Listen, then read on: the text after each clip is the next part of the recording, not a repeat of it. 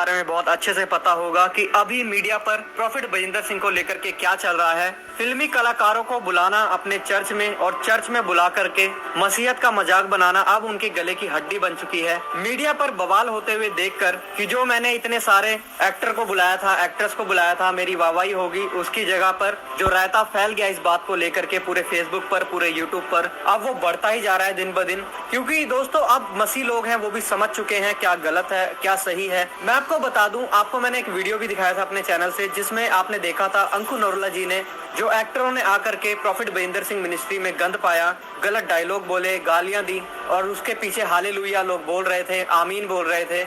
इन सब बातों पर एक बयान दिया था जो कि मैंने आपको अपनी इस वीडियो में सुनाया था। लेकिन इसके बाद जो हमारे प्रॉफिट साहब हैं इनको बहुत बुरा लग गया और उन्होंने इसी संडे ताजपुर चर्च में अपनी भड़ास को भी निकाला। बहुत सारी बातें बोली कि तुम मेरे बारे में मत बोलो, तुम खत्म हो जाओगे, मैं एक भविष्यद्वक्ता हूँ, प्रभु का अभिषिक्त दास हूँ। ये बातें वहाँ पर सुनाई, लेकिन इन बातों का कोई मतलब नहीं निकलता। अगर आप एक प्रभु के अभिषिक्त दास हैं तो वैसे ही आपको काम भी करने चाहिए। क्यों लोग अंकुर नरोला को लेकर के बातें नहीं बनाते हैं? क्यों लोग पॉल दिनाकरन जी को लेकर के बातें नहीं बनाते हैं? क्यों लोग इवांजलिस्ट राम बाबू को लेकर के बातें नहीं बनाते हैं? उनके पास भी लाखों की भीड़ है, लेकिन वो परमेश्वर के वचन को खराई से देने वाले लोग हैं। लेकिन आपने जो ये तमाशा क्रिश्चियनिटी का बनाया है ये तो सबको याद रहेगा। दोस्तों प्रॉफिट बजिंदर सिंह तो अपनी भड़ास निकाल चुके, लेकिन अंकुर नरोला जी ने जो इस संडे बात बोली है वो मैं आपको सुनाना चाहता हूँ। ये आपकी उन आत्मिक आंखों को खोल देगी जो कि प्रॉफिट बजिंदर सिंह मिनिस्ट्री में जाने के बाद आपकी बंद हो चुकी हैं। ये बातें आपको सुननी चाहिए। इन बातों से मुझे भी बहुत कुछ सीखने के लिए मिला और आपको भी इन बातों से सीखना चाहिए। पहले आप इस वीडियो को देखिए, उसके बाद फिर हम बात करते हैं। अभी जिन विश्वासियों को लगता है, जिन पास्टर्स को लगता है कि वो पुलपिट के ऊपर कुछ भी बकवास कर लेंगे और बाद में कुछ भी कह देंगे, नो, बाइबल कहती है, जीसस ने कहा जो बातें, जो वर्ड्स मैंने तुमसे कहे हैं, दे आर द स्पिरिट्स, वो स्पिरिट है। जीसस के होली वर्ड्स स्पिरिट हैं। जब आप होली वर्ड्स को बोलते हैं, स्पिरिट आपको डिलीवर करती है, और जब आप गंदे वर्ड्स को बोलते हैं, शैतान आपकी जिंदगी में एंटर करता है। लोग बोलते हैं अपनी कलीसिया का ध्यान रखो। भाई साहब, मेरी कलीसिया ये नहीं है, ये जीसस की कलीसिया है। अपनी तुम्हारी कुछ नहीं होता, इसलिए बोल रहा हूं बिजनेस छोड़ दो, तभी समझ आएगा अपना कौन थे दूसरा कौन। ये जीसस की कलीसिया है। तुम जीसस की कलीसिया के अंदर दुष्ट आत्मा को प्रवेश नहीं करवा सकते। जीसस ने कहा जो वचन मैं कह रहा हूं वो स्पिरिट है और जीवन है। आप ऐसे वर्ड्स को नहीं बोल सकते कि आपके सामने हजारों लोग दुष्ट आत्मा से प्रभावित होकर चले जाएं और नरक के भागी बन जाएं। आप नहीं कर सकते। भाई साहब, स्वर्ग में कोई सेलिब्रिटी नहीं है, स्वर्ग में कोई अपोस्टल प्रेरित नहीं है। जितनी यहां रिक्शे वाले की वैल्यू है उतनी ही ऊपर, आप मेरी बात समझ रहे कि नहीं? स्वर्ग में थोड़ी कोई रिक्शा वाला और सेलिब्रिटी है। ये तो ये बात हो गई कि अगर मुझे वैश्या को बचाना है परमेश्वर में तो मुझे उसके साथ सोना पड़ेगा, अगर मुझे शराबी को बचाना है तो मुझे उसके साथ पीनी पड़ेगी। नो, मैं उसको बचा सकता हूं बिना पिए और बिना सोए, अगर प्रभु की बुद्धि मुझ में है तो। खुदावन ने कहा मैं तुझे लोग दूंगा, इंटरनेशनली लोग आएंगे जो प्रभावित करने वाले लोग हैं, आके घुटने टेककर बचाए जाएंगे। लेकिन आप देखेंगे किस तरह से होगा, वचन के बीच से होगा, वचन को बिना तोड़े हुए होगा, बिना कलीसिया के आत्मिक और उनकी स्पिरिचुअलिटी से पंगा लिए हुए बिना होगा, और होगा इन जीसस नेम। क्योंकि स्वर्ग में कोई छोटा और बड़ा नहीं है। यहां एक रिक्शे वाला जो है उसकी वैल्यू भी स्वर्ग में वही है। आप एक व्यक्ति को बचाने के लिए लाखों लोगों की स्पिरिट को दांव पर नहीं लगा सकते हैं। हालेलुया।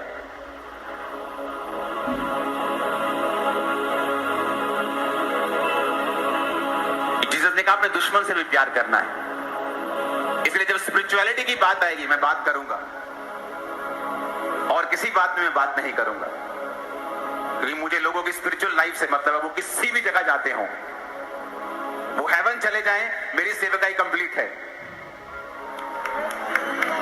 हालेलुया। अभी दोस्तों आपने इस वीडियो को देख लिया और मेरा विश्वास है दोस्तों आपको इस वीडियो को देख करके बहुत सारी बातें क्लियर हो गई होंगी।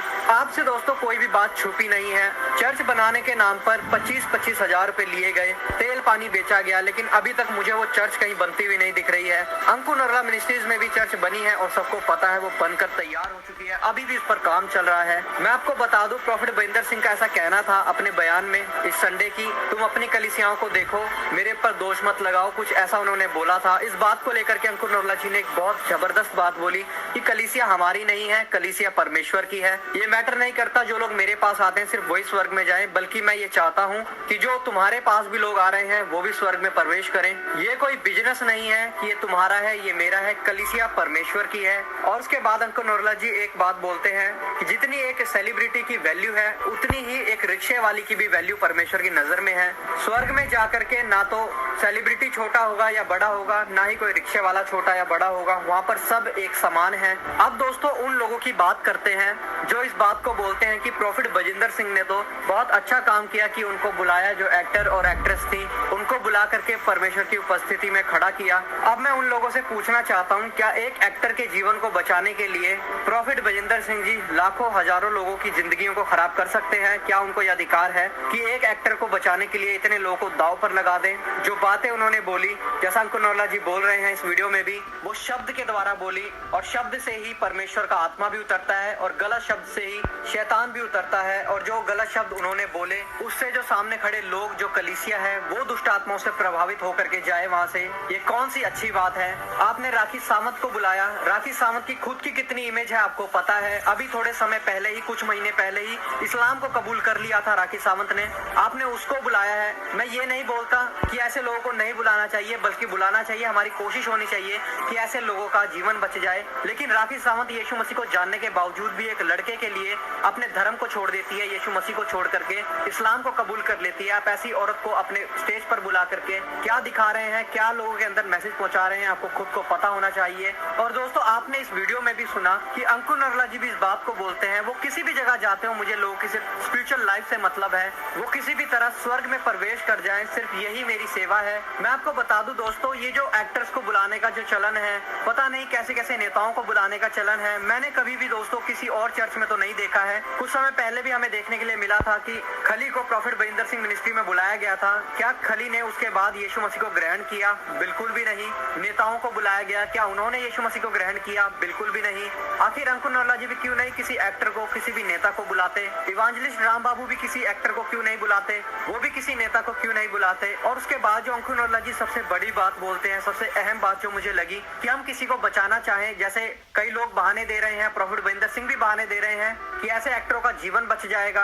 अरे ऐसे कैसे एक्टरों का किसी का भी जीवन बच सकता है? बल्कि जिनके पास जीवन है, जो लोग चर्च में आ रहे हैं, उनका जीवन खराब हो जाएगा ऐसी गंदी और घटिया बातों को पुलपिट से सुनकर। और अंकुर नरला जी ने भी इस बात का जवाब देते हुए बहुत जबरदस्त बात बोली कि अगर हमें किसी वैश्या को बचाना होगा तो जरूरी नहीं कि हम उसके साथ पहले सोएं, या किसी शराबी को प्रभु में लाना हो तो पहले हम उसके साथ बैठ करके शराब पिए। ये तो सरासर बेकार की बात हो गई। और जो विश्वासी ऐसे एक्सक्यूज दे रहे हैं उनको भी मैं एक बात बोलना चाहूंगा, किसी को प्रभु में लाने का तरीका ये नहीं होता कि आप उसके साथ बिल्कुल वैसे ही हो जाएं जैसे हमने प्रॉफिट बजिंदर सिंह मिनिस्ट्री में देखा। वहाँ पर जो बॉलीवुड के एक्टर्स बुलाए गए थे, उन्होंने खुलकर ड्रामा किया, खुलकर गलत बातों को बोला, गालियां दी, गंदे गंदे डायलॉग बोले। आखिर इन सब बातों की क्या जरूरत थी? और हद तो तब हो गई जब जो पीछे खड़े, जो अपने आप को पास्टर बताते हैं कैमरे पर आकर के, वो हालेलुया और आमीन बोल रहे हैं ऐसी ऐसी गंदी बातों पर। आप खुद सोच सकते हैं क्रिश्चियनिटी को ये लोग कहाँ लेकर के जा रहे हैं। आजकल दोस्तों सेवकाई को लोगों ने बिजनेस बना दिया है। 25,000 रुपए लेते हैं प्रार्थना करने के, तेल पानी के 200-200 रुपए लेते हैं। अब लोग बोलेंगे चर्च के बहुत खर्चे हैं, तो मैं उनसे एक बात बोलना चाहूंगा, जो चर्च में लोग दान देते हैं वो कहाँ जाता है? और दुनिया में सिर्फ एक ही मिनिस्ट्री नहीं है, प्रॉफिट बजिंदर सिंह मिनिस्ट्री, इसके अलावा बहुत सारी बड़ी बड़ी मिनिस्ट्रियां हैं जहाँ पर 25,000 रुपए, 50,000 रुपए, 1 लाख रुपए नहीं लिए जाते प्रार्थना के। वहाँ पर जो लोग अपने मन से दान देते हैं उससे सेवकाई को चलाया जा रहा है। क्या हम 25-50 हजार रुपए लेकर के सेवकाई को चलाएंगे? क्या हमारा विश्वास परमेश्वर के ऊपर नहीं है? या हम 200-200 रुपए का तेल पानी, और अब तो मैंने सुना दोस्तों एप्पल भी बिकना शुरू हो गया है, रुमाल भी बिकना शुरू हो गया है। मतलब अब हमें ये सब बेचना पड़ेगा परमेश्वर के भवन में, परमेश्वर की सेवकाई को चलाने के लिए। क्या परमेश्वर के पास इतनी सामर्थ्य नहीं है कि वो अपनी सेवकाई को चलवा सके? ये तो बिल्कुल बेकार की बात हो गई। लोग सोचते हैं कि हमें बड़ी चिढ़ मचती है उनसे। अरे अगर चिढ़ मच मचनी होगी तो हमें पॉल दिनाकरन से भी मचेगी।